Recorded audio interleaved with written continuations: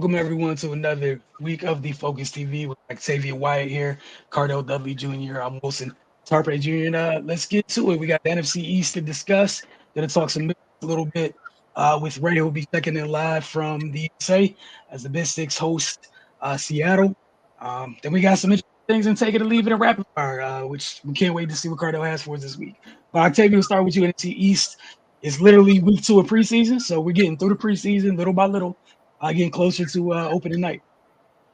Yeah, man. I mean, preseason always just teases me so much because there's so many what ifs, so many quote unquote highlights going around, but nothing really matters until the game starts or the season starts, excuse me. So, but a lot of these bubble players or players who are looking to make a roster, whether they're with the team that they're currently with or one of the other teams in the league, are trying their best to get as much film as possible so they have those opportunities.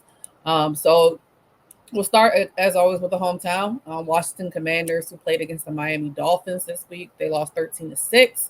Again, preseason, so kind of got to take it with a grain of salt. But quarterback Jaden Daniels, who, by the way, has finally been named the Week 1 starter, which I don't know what took so long, but here we are. He's continued to look really, really good. He basically has, he shows very good poise and patience when he's in the pocket for the couple of series that he was able to play in. He completed 10 to 12 passes for 78 yards. He ran his own read for 13 yards. But the one thing that you might want to take away from it is that he did not slide. So that would be the one negative, I would say, for his showing in this game, electing not to slide after that 13-yard gain, which it looked like Dan Quinn had some words for him on the sideline, as this was something that he dealt with in college, not knowing when to get down. And hopefully he doesn't realize that this is in college hopefully he does realize that this is in college where these are grown men out there and they're looking to take your head off at any moment. So hopefully he slides. It's making me think of when I watched Hard Knocks when they were showing Caleb Williams and all of them how to slide on a slip and slide. Might want to break that out before summer's over for him to get him some more practice. But outside of that, he looked really good. Running back Brian Robinson also looked good. He had 3 carries for 22 yards. I would also like to point out that I always thought he was better than Antonio Gibson, and I don't even know where Antonio Gibson is at this point. Maybe he's still there. I don't know. So, yeah, I mean, their offense is looking good for the amount of series that they're playing so far. On the defensive side, standouts have been Frank Louvu and Mike Sarenstill. Louvu definitely made his presence known very early within the game. He contributes to tackles on all 4 of the Dolphins' first 4 plays on 3rd and 1 from the Commanders' 36-yard line. He stalled Raheem Mostert for no gain. Sarenstill, who was also impressed the coaches, his first tackle on 4th and 1 to stop a conversion. So those two have been playing really, really well for them so far, and I would expect that that's the last we see of them in the preseason, knowing that they have 1 game left. But they're looking pretty good. The one other facet of the game, we have offense, defense, but we also have special teams. They are still searching for a kicker. It seems like it's been like that for the last couple of years. Let's talk about the offensive line, which I won't say too much about on this episode, but their kicker is still a situation that they've been dealing with for the last couple of years, as well as OTAs this year. With just a week left of camp, they still are looking for something. Patterson, who's the only kicker on their team currently, he was 2 of 4 for his kicks. Misses coming from 49 and 43 yards. The first was wide left, while the second was wide right. I wouldn't be surprised if we see another kicker show up in this last week of training camp, and then if you want to call like the bye week before the season starts, because as we all know, kickers don't really get a lot of glory, but they're very much needed in situations. As we know, there are some really, really good kickers in the league. So that's something that they're still working on. Their next game is going to be Sunday against the Patriots as their final preseason game. Next, we'll go to the New York Giants. Lord Jesus. The New York Giants played against the Houston Texans. They lost 2010. This was the first preseason game for Daniel Jones. Well, first game action for Daniel Jones since he tore his ACL in the right knee last November. Didn't start off that great. This is a great picture. While Derek Stingley Jr. is a great corner, Daniel Jones definitely underthrew the ball, so it made it a lot easier for Derek Stingley to intercept that ball. And to add insult to injury, he also threw a pick six in the first quarter of the game as well. He actually was lucky that it wasn't 3 for 3, because his first pass hit Stingley in the chest, but he didn't catch it. So he could have had 3 interceptions in this game, even though he left with 2. He did seem to kind of get it together a little bit better in the second quarter, so maybe it was just rust. But when you're Daniel Jones and you've had the career that you've had in New York, everything that you do is going to be under a microscope. So yes, this is preseason. Yes, you're coming back off of an injury. But these New York Giant fans don't want to hear that. They want to see you get out there and play well, especially with the caliber wide receiver that we are anticipating Malik Neighbors to be. They don't want to waste him at all. Despite twisting his ankle earlier this week, Malik Neighbors did play in this game. He caught his first 4 passes for 54 yards, including one hell of a catch for 21 yards to set up a short field goal in the first half. So he's doing what he needs to do. Daniel Jones, of course, just has to get him the ball. Jones, who played the entire first half, finished his day 11-18, 138 yards with the 2 interceptions. Tommy DeVito played the entire second half, completed 10 of 19 of his passes for 75 yards. But on the other side, they did have a lot of turnovers as well. Wide receiver John Giles accounted for the Giants' 3rd turnover after having the ball stripped away from him to erase a 20-yard catch in the 4th quarter. DeVito, as well as running back Lorenzo Lingard, also lost fumbles, giving the Giants 5 turnovers on the day. Preseason or not, 5 turnovers is not going to get it done at all. This is something that's happened to the Giants a lot in the last couple of years. Protecting the ball has to be their number one thing that they have to make sure that they're shoring up. I don't know what they need to do in practice. I'm sure people are still hitting them with sticks, trying to knock the ball out. But I don't know at this point. They need to up it a little bit more, because having 5 turnovers is not going to get it done. Granted, again, we know preseason, you're playing a lot of players that are possibly not going to make the roster, might not make an NFL roster at all. But it's still just it has to change. It has to get cleaned up. Their defense on the other side had a pretty good day as well. They made a goal line stand to open the game, stymieing the Texans 5 times inside the 10-yard line, which is not an easy feat when we know they had C.J. Stroud out there. I think we got our first glimpse of him and Stephon Diggs. So it was a good, starting for them, especially with that. A bad note for them, they recently signed former Philadelphia Eagle, former New England Patriot, Jalen Mills. His contract was terminated after he failed a physical. So that's very interesting. I didn't see that coming. They did have a couple of injuries. Safety Elijah Riley had a concussion, who was placed on injured reserve, and defensive tackle Jordan Phillips was traded to the Dallas Cowboys, which I personally don't get trading within the division. That's just me. I don't like it. I know people do it when it suits them. Hey, but the rumblings coming out of Dallas camp already is that the Giants might have messed up on this one. So we'll see how that shakes out for them. Yeah, but I mean, it's a typical Giants. It's sad to say, but granted, again, it's preseason. Hopefully it's just some rust hopefully for Giants fans, it's just some rust that they're knocking off. And they're able to kind of get it turned around, because we know not last year, but the year before, Brian Daboll came in and had them clicking on all cylinders pretty quick. Last year was the opposite, complete 180 of that. So they have to get back on track this year. Their next game is going to be against the Jets Saturday at 3:30. I do believe they have joint practices with them this week as well. Next, we'll go to the Dallas Cowboys, who played against the Las Vegas Raiders. They defeated the Raiders 27-12. Pretty much all of the starters for the Cowboys did not play, but they did get some good looks at their projected left tackle, their starting projected left tackle, Tyler Guyton, who had a hard time with Max Crosby, but a lot of people have a hard time with Max Crosby. You would expect that's his first big test in a preseason game, but as an NFL player as well, it's tough to go against him. I think Max Crosby came out and gave him a lot of props, so they think he has a good future ahead of him. Seems like Dallas always kind of hits on offensive linemen. Whoever is evaluating them for that, the Giants might want to pick their brain, because it seems like they always pretty much hit on that aspect. Um, Especially knowing that they're going to start the season against the Browns, and we all know what Myles Garrett is, so that's going to be very, very interesting. The Cowboys were able to run the ball for 114 yards in the first half, and did not allow a sack. Now, while Guyton wasn't, the key cog and all of that, him being out there getting those good snaps are going to help him out going forward. Backup quarterback Trey Lance first half showed a little bit of promise. In his first season, in his first preseason game, it was a little bit up and down.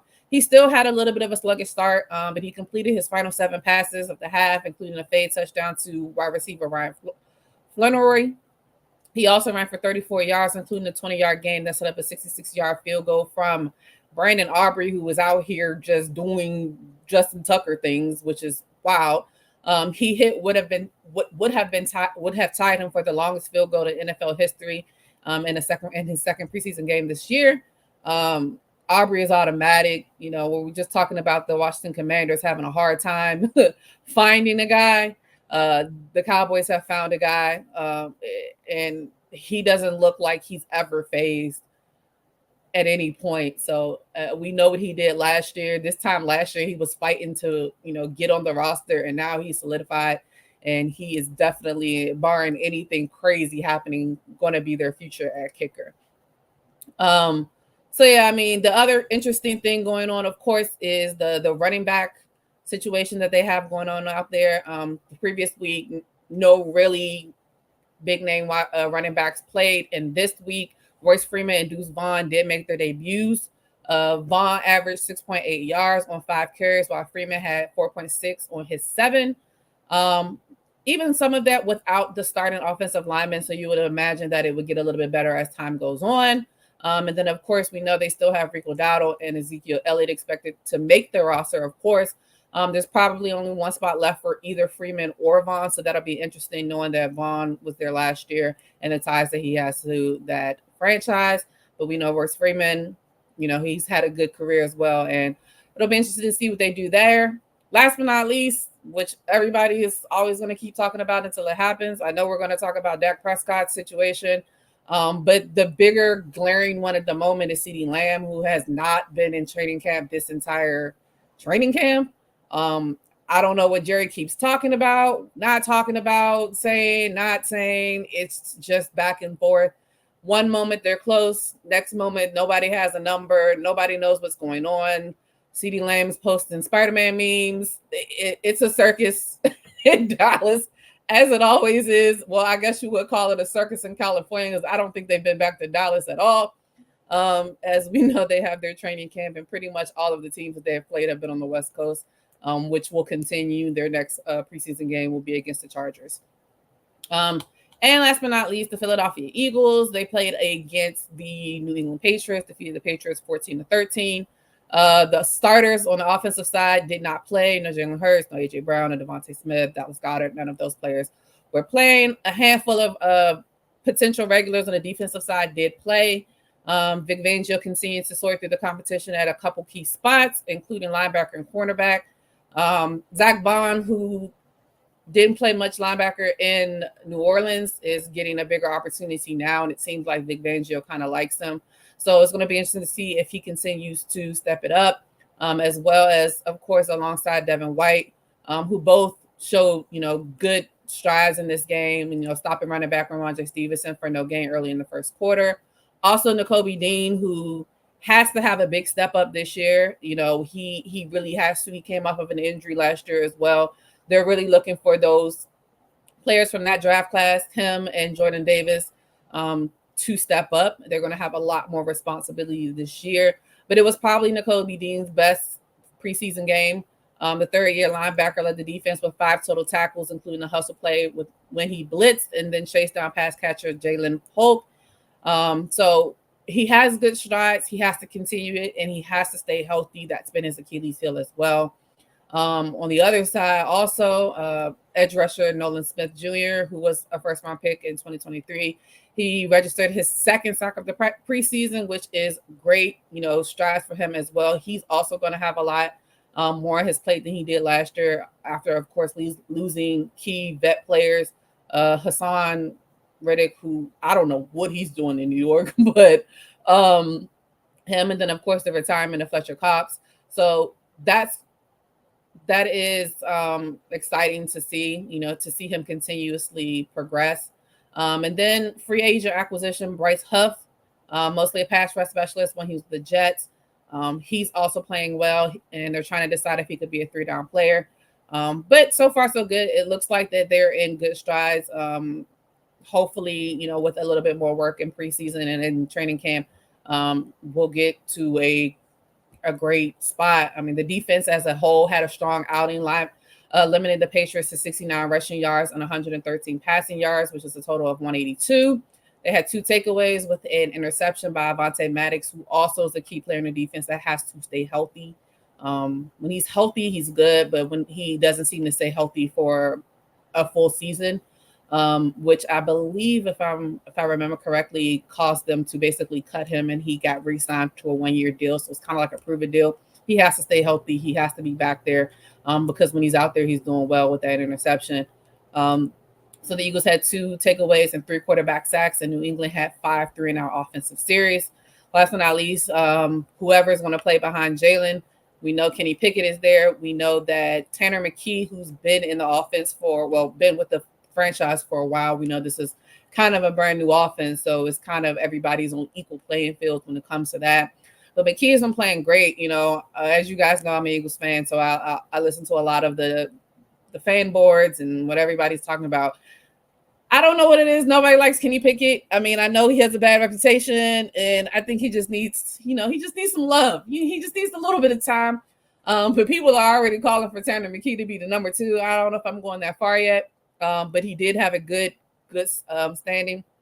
He went 15 for 19 for 140 yards and compiled a passer rating of 97.4, while Kenny Pickett, who was under a lot of pressure during this, was 11 of 13 for 67 yards. The other quarterback in the room, Will Greer, had a series where it was okay. I mean, he went 3 for 5 for 35 yards. In total, the Eagles quarterback completed 29 of 37 passes for 242 yards. So combined together, it was a good game, but we have to make sure that we have people who are capable of doing that individually. So yeah, it's still a lot. I personally, as an Eagles fan, hate preseason because we don't really get to see our offensive starters a lot, which understandable. I think they really prioritize health. And I think they like to get a lot of work in these joint practices and the practices that they have. I'm hopeful that we at least see them for a series or 2 in the final preseason game just to see what it's looking like. I'm tired of seeing practice videos of people throwing bombs to people and everybody getting excited like, bro, they know the play. I don't know. I mean, I get it. I understand it. But I think I heard somebody say that, at this point in training camp, most players are tired of seeing people on the same team as them wearing the same colors. They want to play against somebody else.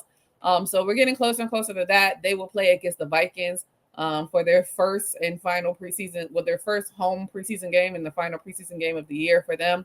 That will be interesting to see again who the Vikings play, as well as we know JJ McCarthy out with I think it's MCL tear, so we won't see him in that at all, which is speedy recovery here, and that's a tough pill to swallow.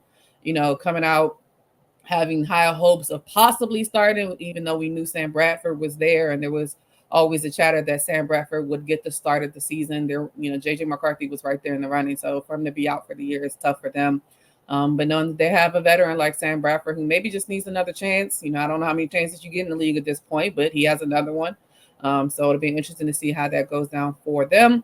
After next week's preseason, we take a week off, and then we're Thursday night with the Kansas City Chiefs and the Baltimore Ravens, and Friday with the Philadelphia Eagles and the Green Bay Packers in Brazil. So that's going to be exciting. Yeah, we're getting closer and closer to people overreacting to every little thing in preseason. Please take a deep breath and relax. Life is going to go on. We'll see what things look like. Be happy that those people that get those opportunities make trades. We'll see if it actually matters come when the rosters get put together or whatnot in due time. But everyone, please take a deep breath.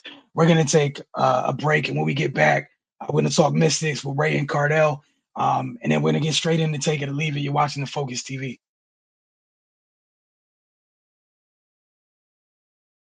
Mystics.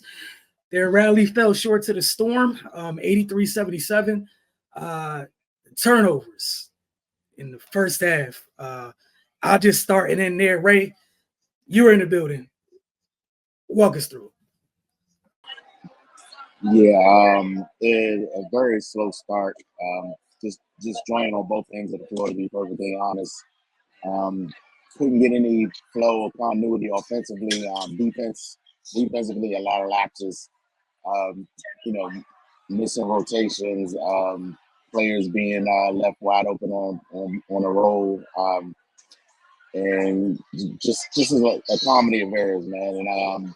And they came out in the second half with a lot more energy and a lot more focus. They curbed the turnover issues for the majority of the second half, but as we talk about all the time, they resurfaced at the worst possible moments. The Mystics, they had plenty of chances to either tie the game or take the lead, but in those moments they got turnovers. So yeah, definitely frustrating to watch, especially after they battled their way back into the game. Ariel Atkins, after a lackluster first half, she came out in the second half smoking. Um, she kind of ignited a flame that began the comeback. She after going over in the first half from three, she came out and went 5-5 in the second half. So she definitely came out the locker room with some fire and intensity. Shaquille Austin, she brought her usual um, intensity to the game. Being a presence defensively. Just a lot of the turnovers were on her shoulders tonight. Just kind of being overzealous at times. I know she's anxious to be back, but in those moments, you just gotta settle yourself. But yeah, man, it is the bad part about it is after everything that went wrong, you're right there. So for those moments when the game is just extremely sloppy for them, we're not even asking them to be perfect. We're just not asking them to be that self-destructive. Because if you clean a little bit of that stuff up, you're in a much better position. It's 6-point game. They missed 6 free throws. The Storm, they got to the line 30 times, and the Mystics only got to the line 19 times, and they still managed to miss more free throws than the Storm did. We already spoke about the turnovers. Poor shot selection for a lot of possessions here. Just not valuing the basketball, man. It's those things add up over the course of the game. And then when you're playing a team that's already more talented than you are, you're just working against yourself at that point. But yeah, they got a lot to clean up, man. It's it, they definitely shouldn't be 6-22, but they are, so it is what it is. But yeah, they got to figure this out. Pre-game, Mike Tebow's kind of talked about them just being in an evaluative state for the last month of the season. But yeah, they got to address some of this stuff. It's just mental lapses and not being focused and not paying attention to detail. That stuff totally within their control. So if you come out in the game and the ball is just not falling in the basket, it's a lid on the run, that's one thing. But you can control what type of shots you take and the decisions you make on the basketball court. So yeah, man, another tough one. But here we are. Cardell. Yeah, man. 15 turnovers in the first half. That's just that's tough to overcome, man. You know what I'm saying? And Seattle scored 19 points off those 15 turnovers. But really, to me, they lost the game in the second quarter. That's just too deep of a hole. You turn the ball over 7 times, but you also shoot compounded, because you shoot 26% from the field. I mean, look, you can't score. You're giving them extra possessions. You know what I'm saying? 2 score. That and then you get out. You only score 13 points in the quarter. As a professional basketball team, 13. A player can do that. And I know third quarter, Ariel Atkins scored 14 points by herself. That's how anemic that it's the little things, man. And this shouldn't be happening, especially with what's on the line. I know they kind of and basically saying, yeah, we looking forward to next year. We already preparing. So finish the season out with surprise because you're being evaluated. You see what I'm saying? And it's not just by the current team, every team you're playing. So why would they want to pick you up playing like this? You know what I'm saying? And kudos to Ariel Atkins. She like, I ain't going out like this. No, I'm not leaving with no bullets in the chamber, no bullets in the clip. Like I'm going out shooting. 14 points in third quarter, got them back in the game. 5 for 5 from the field, 4 for 4 from 3. 4 for 4. And guess what happened in the third quarter? Only 2 turnovers. And they get back in the game, outscored on 27-17. Fourth quarter, they lose it by 2. 5 turnovers. Too many turnovers on the corner. It goes right back up there. But they still had a chance. But they shot 38% in that quarter. The first half, that it's just too deep of a hole. You shoot 32% in the first half, and you give them 15 turnovers, and then you know what I mean. Like it's just too deep of a hole for any team to climb out of, especially when you're, trying to be, respectful. You're not as talented as this team. This team, especially without Gabby Williams, who will be joining them, is eyeing a possible run at a championship. And then you had a chance, so you cannot give them extra chances to beat you. You got to be on your game, especially at the crib. Now, if this was on the road, it would still be bad, but I can accept it a little bit more. But this is at home. You should be more comfortable than ever. You see what I'm saying? And they weren't. And it's just a repeat set of things that has happened throughout the season, man. And then it's just tough. It's just you're just shaking your head at it, man. So you can kind of see the writing on the wall with the moves that were made today. You know what I'm saying? So my advice to the domestics, man, who's remaining on the roster, perform. We all know how ruthless this league can be. You can be here today and gone tomorrow quick. So they need a ball.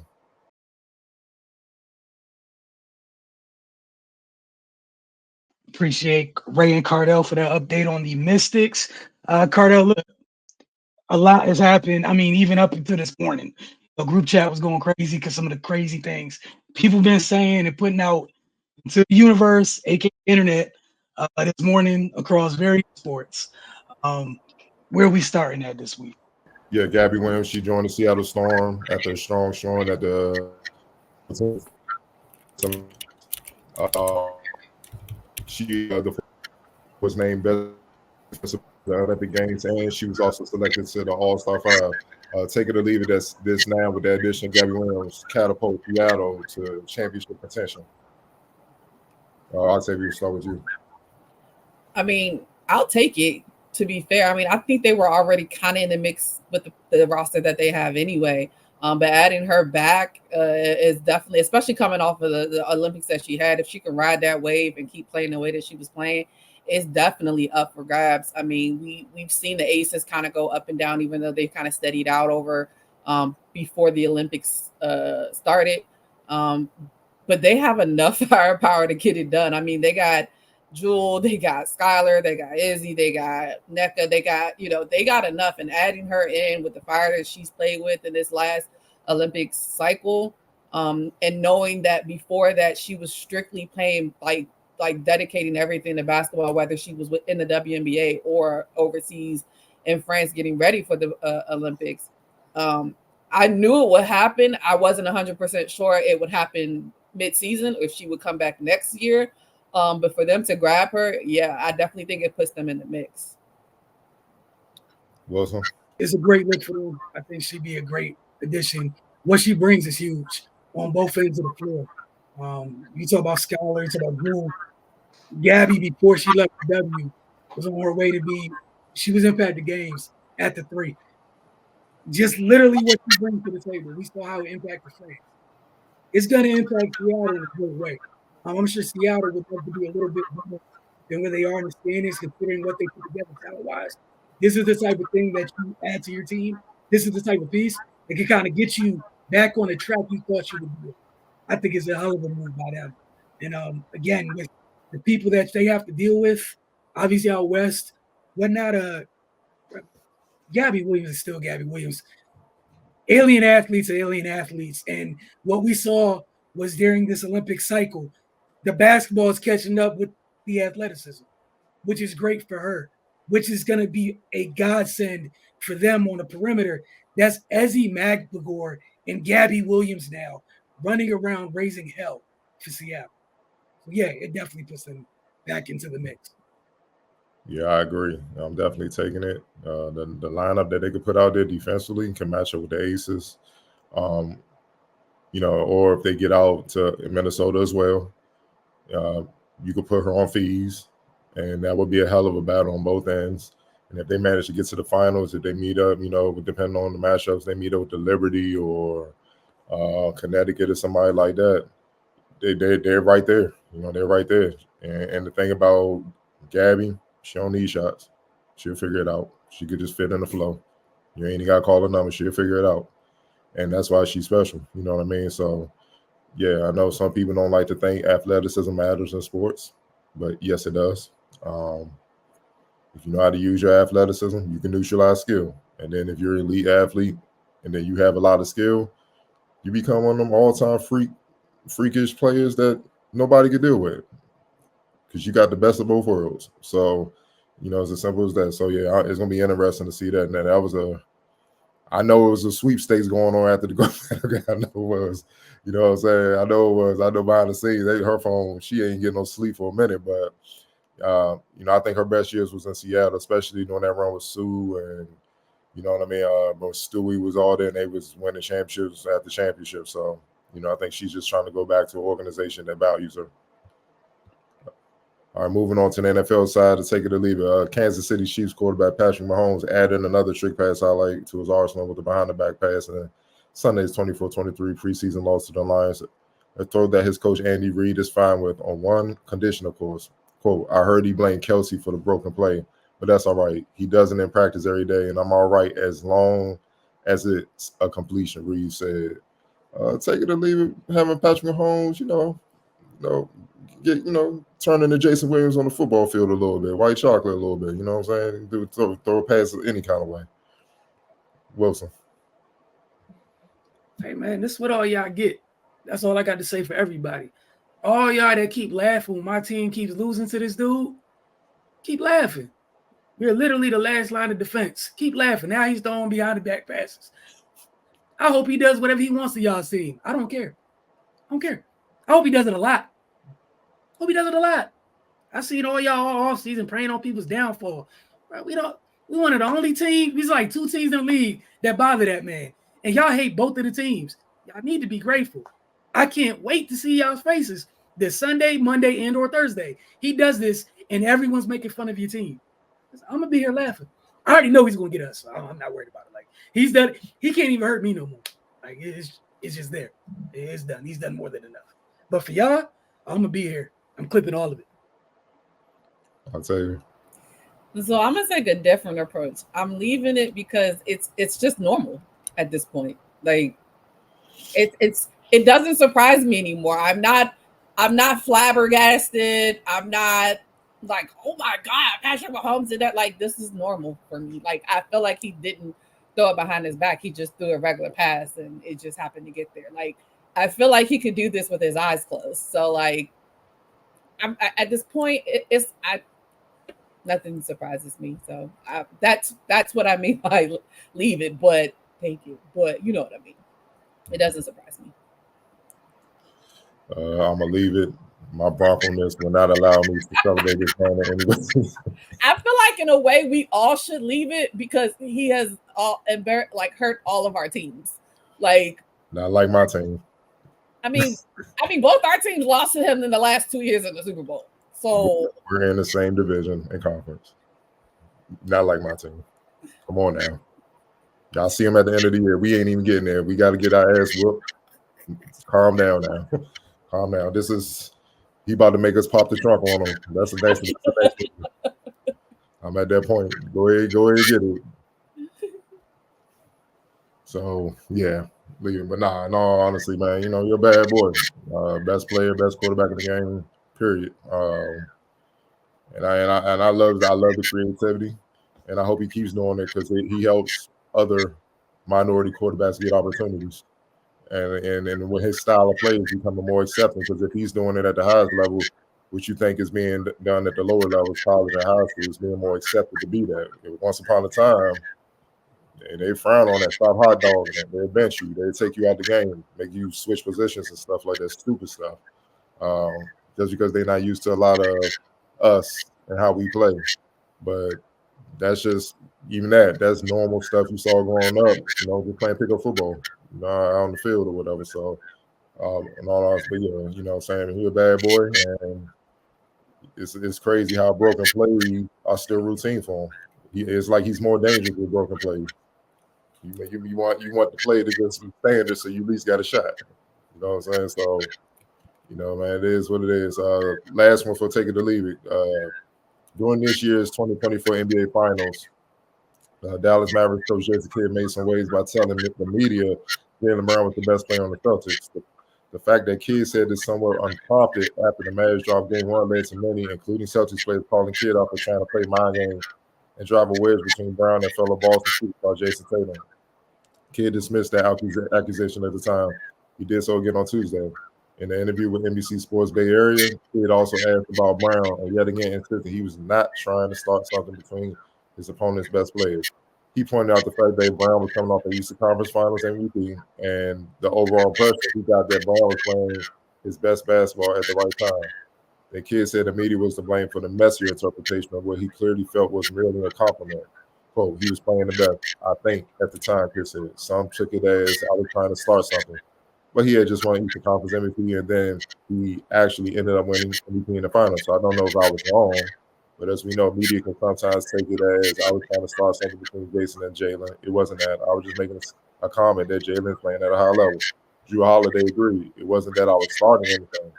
But Jaylen playing best basketball at the right time. I made that comment. Some took it as I was trying to start something, but I wasn't.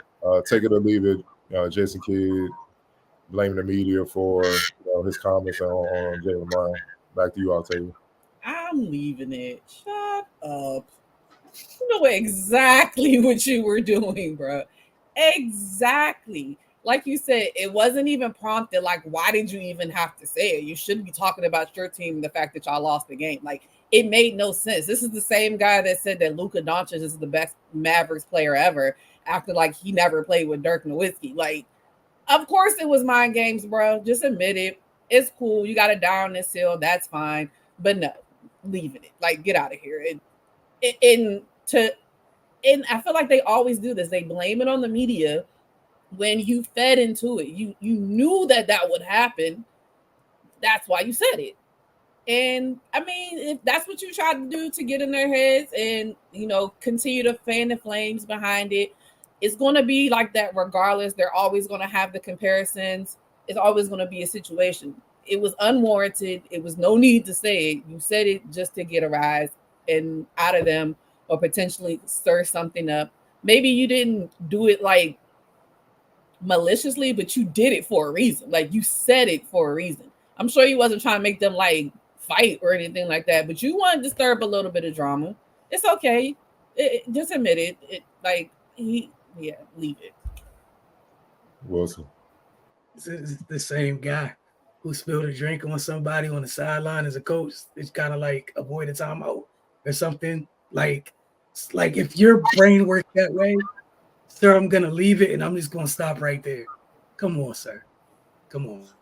That reminds me, though, I just saw a clip of like somebody doing a podcast, of course, and they were talking about when they were winning. I don't know if they were winning or if the game was almost over, but like Mike Woodson was like standing on the sideline and he was always like really close to the court. Yeah, he dribbled. And he like just dribbled right over to him and like ran into him like, oh, he on the court. Like, come on, bro. Like you think about those type of things. So like it's he can't run from that. I'm definitely leaving it. I love Jason Kidd. He has a brilliant basketball mind. That's why he could think of these little things to try to get one up on a competition to win. Even as a coach, he knew what he was doing. He was, because that's been a chatter for years. Like, who team is and all that. Jaylen Brown need to get traded for them to win, which was stupid. I said that from the very beginning. It was dumb as hell. That's why it was mostly coming from a lot of former players, and that's why those former players are on podcasts and not in the front office. That it was dumb. So yes, it was gamesmanship to get them to cause a rip because he knew.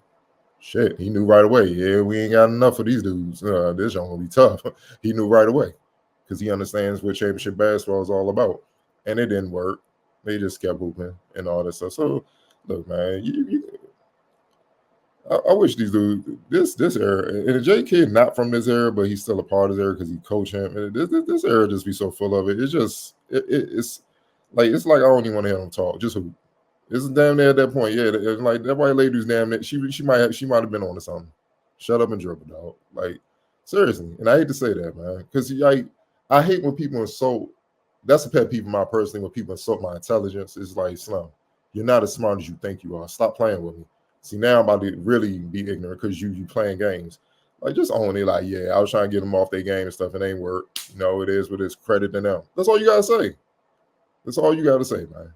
And there is no hard, it's nothing to even worry about. The media ain't blow it out of proportion. You literally offered the statement. They didn't write a story on their own to make it up saying you said that and lied. You offered that out. You put that out there. And we all know why. Because if that was the case, why didn't you say Drew Holiday was the best player in the Celtics? He was balling too.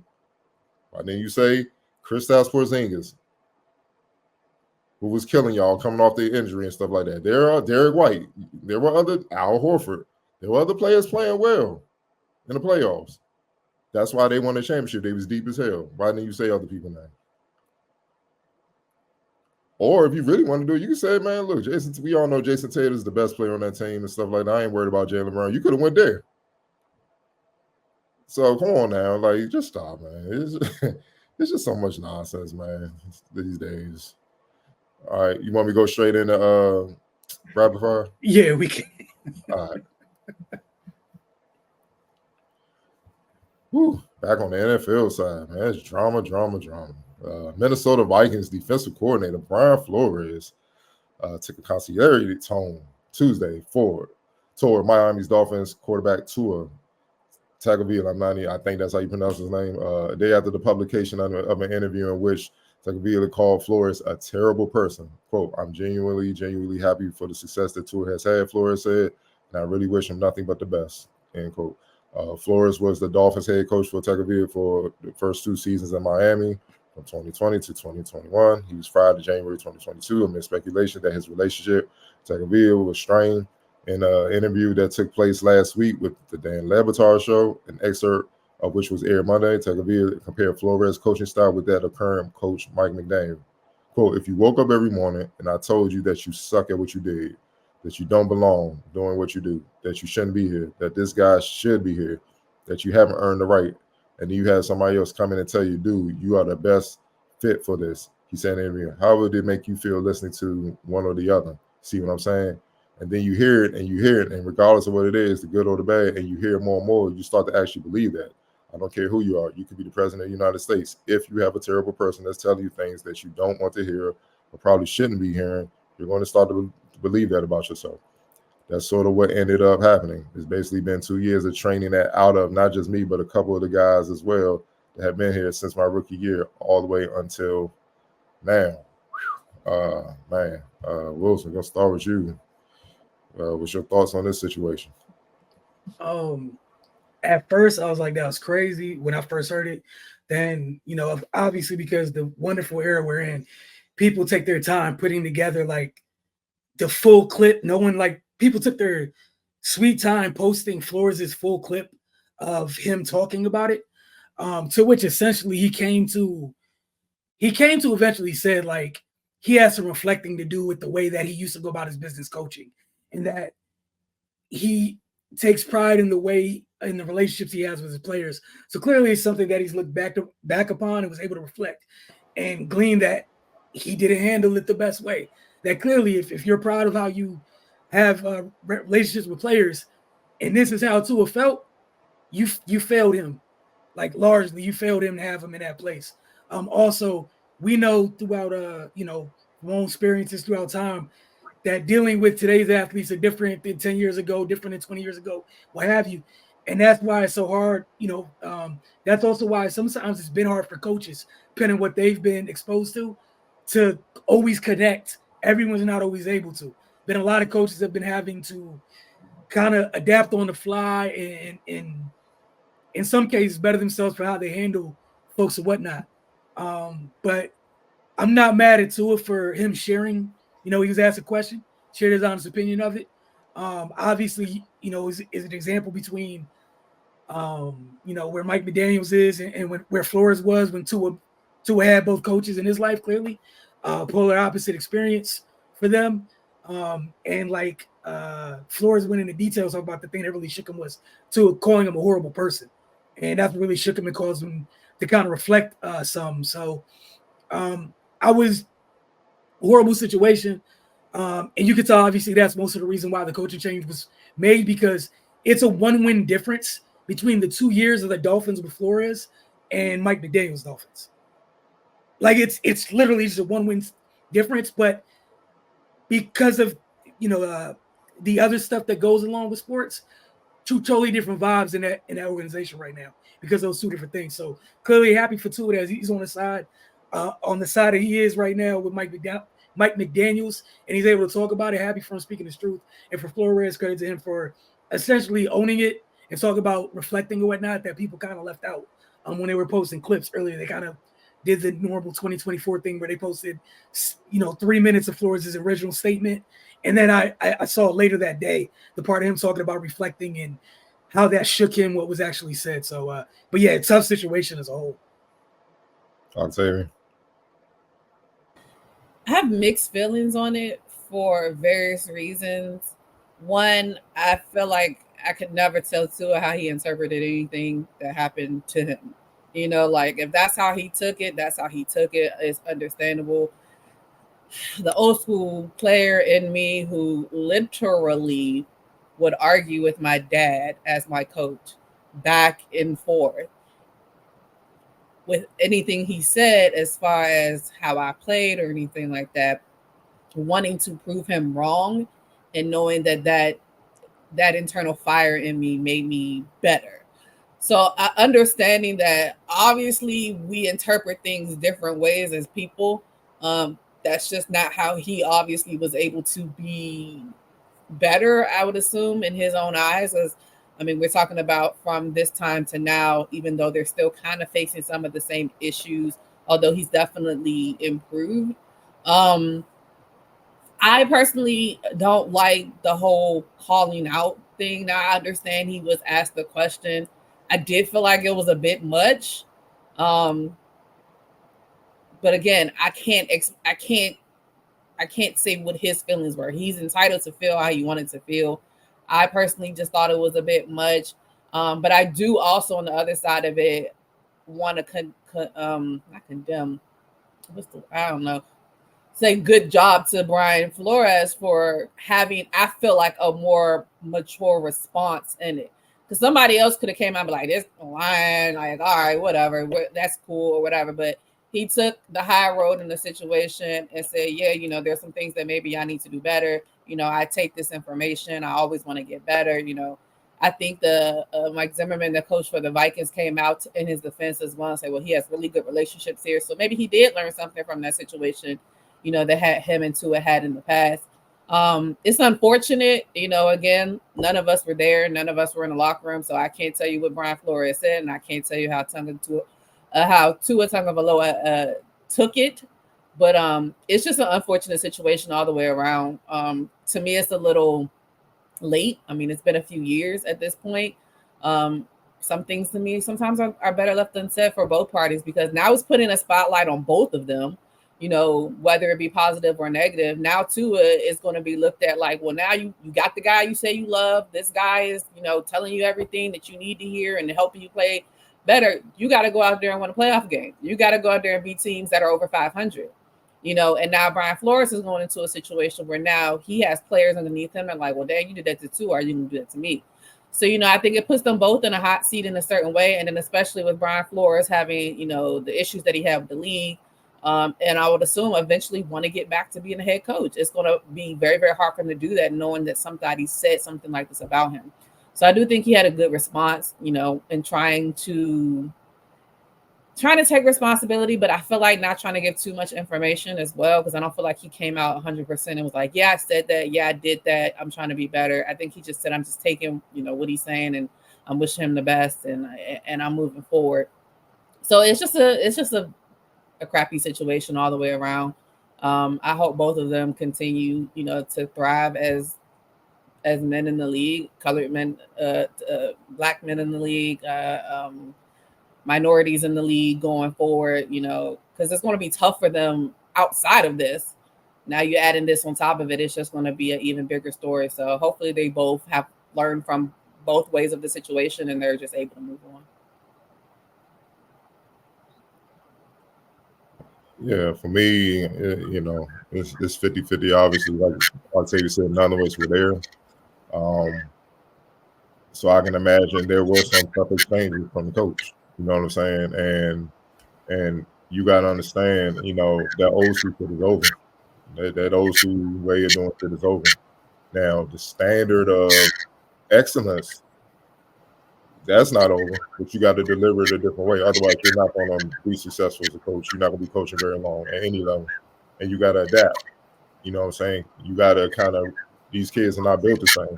You see what I'm saying? And it's no knock. They're just not. You know what I mean? So you just going to continue to be stubborn and just deliver in one way and then be out of the job, and it's counterproductive.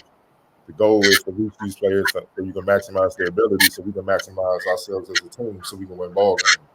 So all that extra stuff that a lot of coaches deliver to me is just ego, and it's a waste of time. You know what I'm saying? That don't mean you go against your laurels and your standard. You just got to change your approach and how you deliver things. And that's what, I think Flores, when we say he had time to look back on things, all right, I could have handled that better. You know what I'm saying? Maybe Tua could have been a little tougher. Maybe. But at the end of the day, he was young. He just coming into the NFL, which was already hard, a lot of pressure on him. You got to sympathize with that a little bit and help him along. So then when you got to get on him, he's much more receptive to it because he's messing up. He can't come in like when I was growing up, I knew for a fact I could never play for Bobby Knight. I would have put my hands on him. I understand he's a great all-time coach, X's and O's and all that. But we all know what came out, all the stuff like that, and it's like you can see how he was crazy on something like that. Like, ain't no way in hell I'm taking that. I'm gonna be out of basketball, go to jail, stuff, and all that. Have to deal with a whole bunch of stuff. You see what I'm saying? So that don't make me any less weak. It's just change your delivery. Now, I've had coaches get on me in college and stuff, and I messed up, and you messed up. You take it. But it was times where I felt like they went overboard. I'm like, man, you better get the F out my face or I'll knock your ass out. And I would say that on everybody. And I meant that. Like, now you cross the line with the grown man status, bro. And I'm just like, I'm not going up for no man.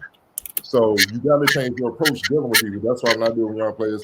I try to come with there and talk to them so that when I get on them, if I have to, they respond and understand, all right, I must be tripping. Because he normally just going to be coming off like that. That old school stuff is cool. It's cool to a point. But you gotta adapt, man. You gotta adapt, and if you don't know how to adapt, you shouldn't be coaching. You gotta get out of coaching, go be a fan, and just be a fan of the game. Because I guarantee Flores is not doing that to the current players because he learned from that situation. You see what I'm saying? So it works both ways, man. So, but I do kind of agree with Octavia on this. Like I say, man, you could have just said, "Hey, man, look, I didn't appreciate sometimes how he talked to me and stuff like that, but it made me better." Something like that, kept him moving. Calling the man a terrible person, bro. Come on, man. Come on, man. Like, that's manhood. So you gotta understand that. Understand if y'all ever play against each other. Yeah, a lot of blitz packages coming your way. It's gonna be a whole lot of blitz coming your way. So you gonna really hate me then. I'm gonna try. I'm gonna take it out on you that way because you made it personal. So you just gotta be understanding.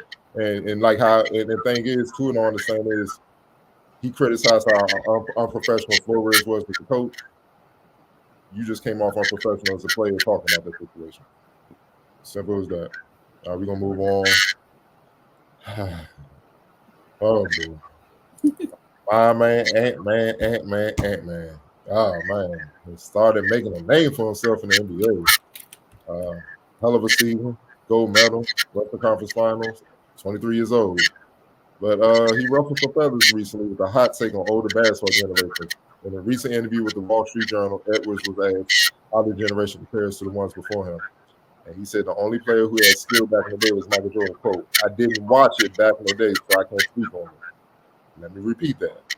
I didn't watch it back in the day, so I can't speak on it. But then he goes to speak on it. They say it was tougher back then than it is now, but I don't think anybody had skill back then. Jordan was the only one that really had skill, you know what I mean? So that's why when they saw Kobe, they were like, oh my God. But now everybody has skill. Obviously expected. OGs, some OGs called wind of it, some commented, didn't sit well with them. One reaction came from, to me, the second greatest point guard of all time, Derek Thomas, who was one of Jordan's top rivals in the 80s and early 90s. Quote, propaganda works, so be careful what you choose to believe. Kind of a double-edged comment, you know, so to speak, throwing a little jab at the Jordan stuff and all that, but also kind of screwed the young boy.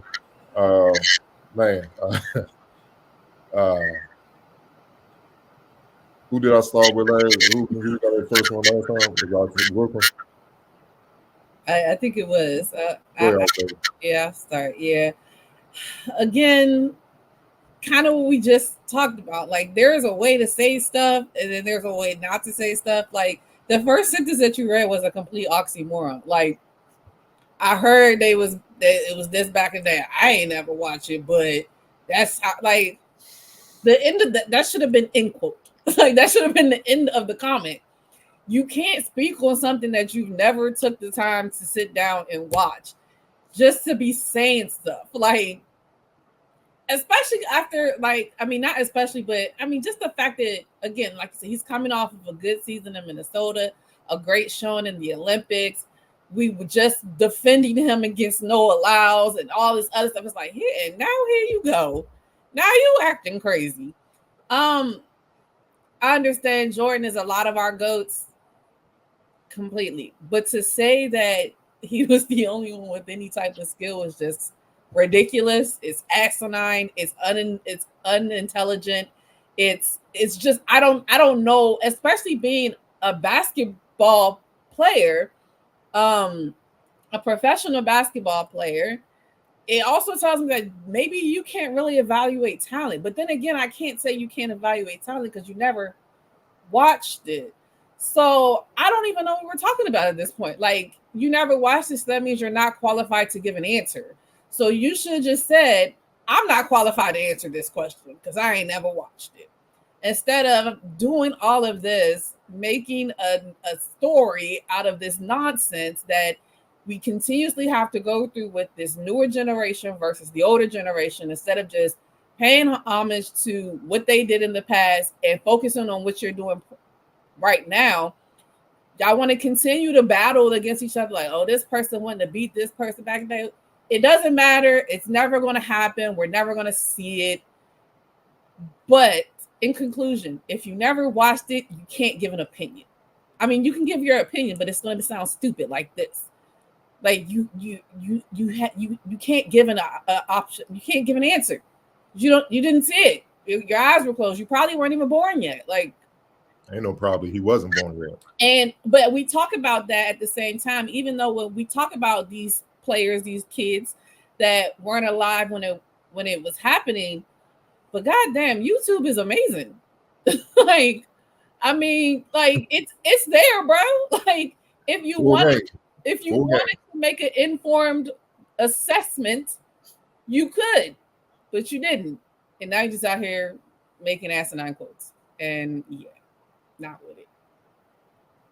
I think they just handing out degrees, because I could have sworn college, a big part of college education is research. And this generation don't research shit.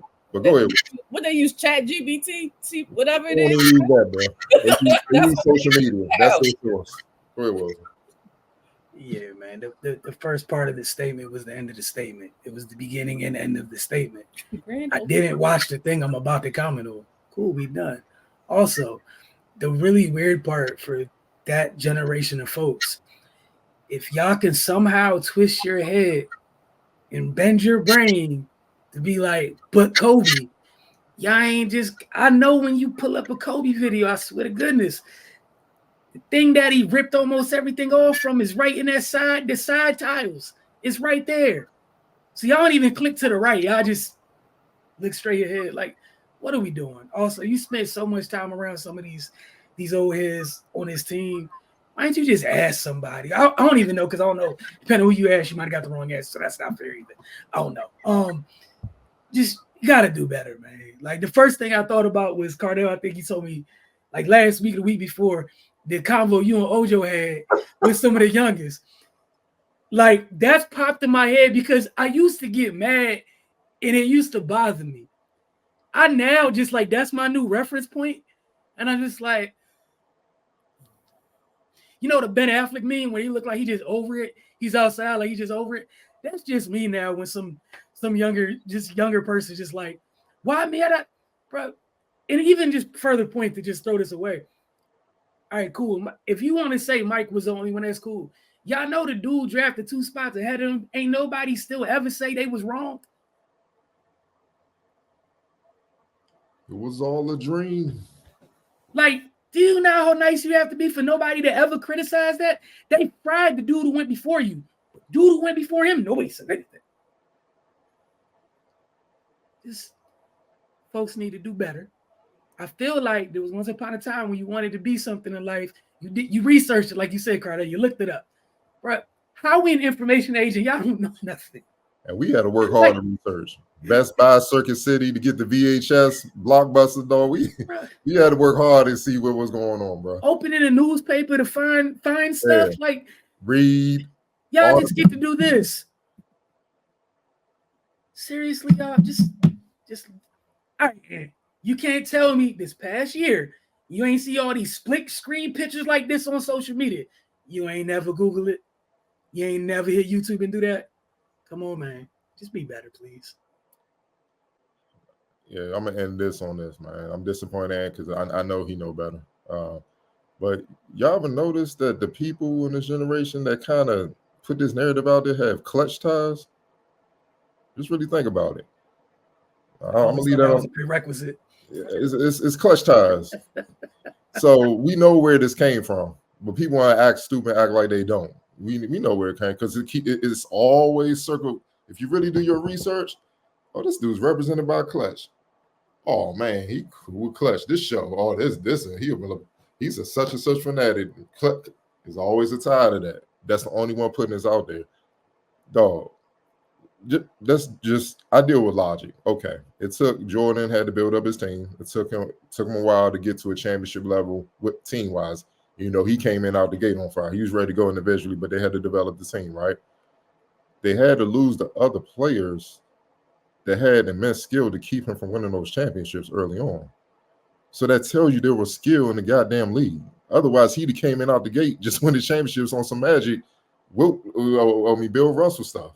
He just came in because they knew from the beginning this is something different. We ain't seen this before. So he'd have been leading the Bulls to championships out the gate. There's no way you could who you think taught him? David Thompson.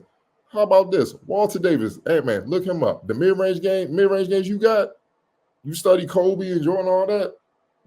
Jordan got that from Walter Davis. North Carolina great. He taught Michael Jordan the mid-range game. That made him average 30 for his career.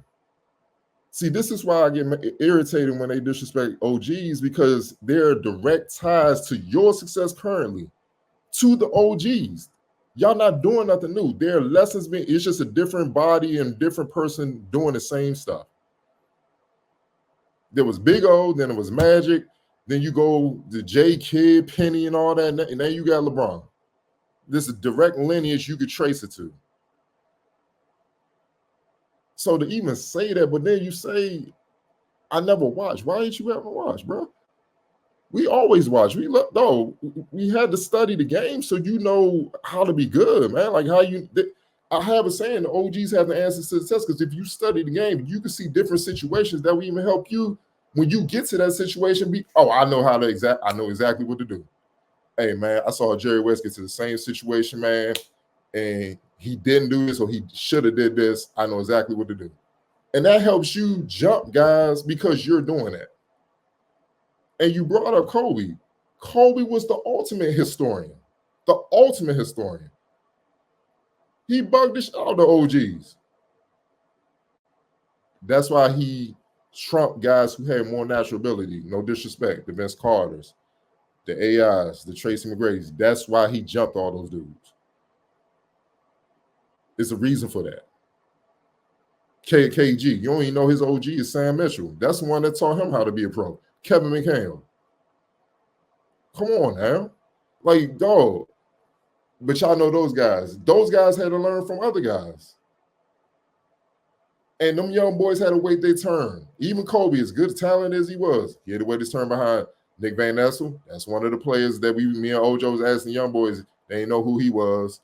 And they thought Kenny Anderson was Kenny Smith on TNT. Don't even get me started on that. It was bad, bro. It was bad. So that's what we're dealing with these youngers. You know why? And the reason why they're thinking like that, because of these dumb debate shows that's connected to Clutch Sports. The same old narratives, oh man, them plumbers and all that. So they grow up seeing this and they really dismissing all that. But they realize they don't understand it's a wealth of knowledge that they're not even getting that can help them grow as players. Because you're not going to get from this generation because they're so young and they don't know. And the people teaching them don't know. There's a lot of people teaching them the game that don't know. That's why you see my bag, basketball, goddamn day, but they can't even throw the ball into the post. Don't even get me started on defense. Like, they don't have no concept of that, bro. Like, they just follow the ball. Like, my man, you guarding the dude in the corner. He just hit 5 threes in a row. Why are you leaving him? So this is what we dealing with, man. But I could have swore basketball skill was dribble, pass, shoot, rebound, defend. I thought those were the 5 prerequisite skills in basketball. So you mean to tell me guys back then couldn't do that? I don't even think they have a concept of what skill is. I think their idea of skill is the more difficult degree on the shot. That's what they think skill is. And I'm like, no, that's just a difficult-ass shot. Anybody could do that. But the OGs didn't do that. They kept it simple and took high percentage shots. That's why they were more efficient. Like back in the day, you weren't a great scorer if you wasn't shooting 50+% from the field, bro. Like they wasn't giving you respect like that. Hey, you can shoot 42, 43% from the field. But if you hit a few threes, oh man, he's an elite scorer. Bro, you missed 6 out of 10 shots. Who can't do that? And that's from the guard spot. Now, the bigs, you better be hitting about 70, 80% in that range, bro. You better be finishing, bro, or you ain't getting the ball. That's how it was back then. Now the bigs won't be for like, don't. It's disappointing that he said that because now he the guy, and this ain't a good look, man. And kids are looking at it like, see, hey man, say it, and that's the damage it does, and that's what's so dangerous now about how the narrative of the OGs and stuff couldn't play back in the day. The damage that's been doing that these debate shows with these youngins who don't know shit themselves, who just saying whatever to kiss certain people ass so they can continue to get checks and views. That's the damage that's being done on the game, and it's hurting the game overall. We weren't like that. I got a clip of Allen Iverson. I'm ending with this. I got a clip of Allen Iverson. He said when I was growing up playing, I wanted to pass like Magic, shoot like Bird, jump like Mike, and be quick like Zeke. Well, guess what? AI, his generation raised up my generation. So we want to be passed like J. Kidd, Jason Williams. We wanted to shoot like Ray Allen, Stojakovic and all that, Reggie Miller and all those guys. We wanted to jump like Vince, Stevie Franchise, and we wanted to be quick like Allen Iverson and Starberg. But they got it from them 80s guys that he's just dismissing. So how does that make sense? It's on you, Wilson, man. I'm disappointed in that, man. Like, that's you should have known better, bro. Whoever told you that, whoever put you up to that, set you up. Really set him up. Like you said, that's the biggest part of it, is that not only just that the comments are said, but the irreversible damage done afterwards. Because like you said, instead of the lineage or the history being taught of the game, it's just routinely dismiss to try to make something that happens that's routine the newest thing in the world. It's ridiculous. And again, everyone got a computer in their pocket, man. Y'all could just look for yourselves when somebody says anything. We didn't have the ability to fact check soon as somebody says something. You know, common sense is a little bit more popular, but you could just look it up, like literally. What is it? Gemini, Siri, whatever you want. Ask them. Just ask them. It's okay. Appreciate y'all tuning into the Focus this week. We'll check in with y'all next week. Y'all just have a great week, man. And again, when it comes to sports, man, it's okay to look up stuff, man. Take advantage of it. We are in the information age. You can look back to see if somebody has done it before. Because there's a lot of crazy cherry pick stats where somebody be like, this is the first time somebody did that on the half moon of the highest wave of the just pull out your phone and triple check it, man. Yeah, because under those very specific parameters, it's the first time. Under common sense parameters, it's the 977,000th time that somebody did something routine. Nobody hitting for the cycle next year in baseball is doing it for the first time. All right, y'all? We just got to stop. You got to stop. Don't forget to get over to thefocustv.com.